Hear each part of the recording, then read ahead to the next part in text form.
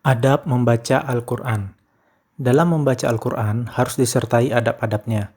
Seorang hamba tidak akan dihitung sebagai pembaca Al-Quran yang sebenarnya dan sempurna bacaannya sehingga mendapatkan tempat di sisi Allah, melainkan terlebih dahulu harus melakukan hal-hal sebagai berikut. 1. Mengikhlaskan niat hanya kepada Allah. 2. Menutup aurat dan berpenampilan baik. 3. Menghadap kiblat. 4. Tidak menyentuh mushaf Al-Quran kecuali dalam keadaan suci, baik dari hadas besar maupun kecil. 5. Dalam keadaan bersih dan suci dari najis, baik badan, pakaian, maupun tempat.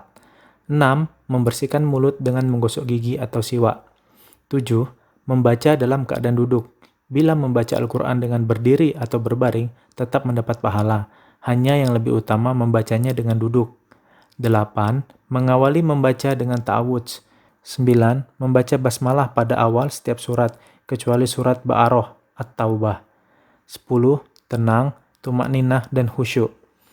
11. Menghayati dan merenungi makna Al-Quran. 12. Menghadirkan dalam hati akan keagungan dan kemuliaan Al-Quran. 13.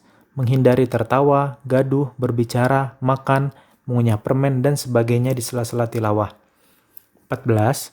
Tidak menoleh ke kanan dan ke kiri atau melihat sesuatu yang bisa memalingkannya dari mentadaburi kandungan Al-Quran.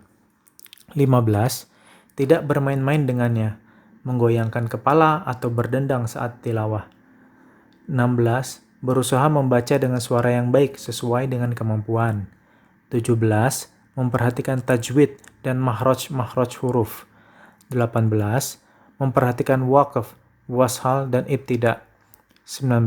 Melakukan sujud tilawah bila melewatkan ayat sajadah, baik ketika di dalam sholat maupun di luar sholat, kecuali seorang makmum, maka ia wajib mengikuti imamnya. Karena itu, ia tidak boleh melakukan sujud tilawah sendiri sekiranya imam tidak melakukannya. 20. Menahan bacaan, atau jangan sambil membaca ketika keluar angin, menguap, bersin, batuk, dehem, sendawa, dan sebagainya. 21. Ketika melewati ayat rahmat, berhenti sejenak dan berdoa memohon kepada Allah. Dan ketika melewati ayat azab, berhenti sejenak dan berlindung kepada Allah.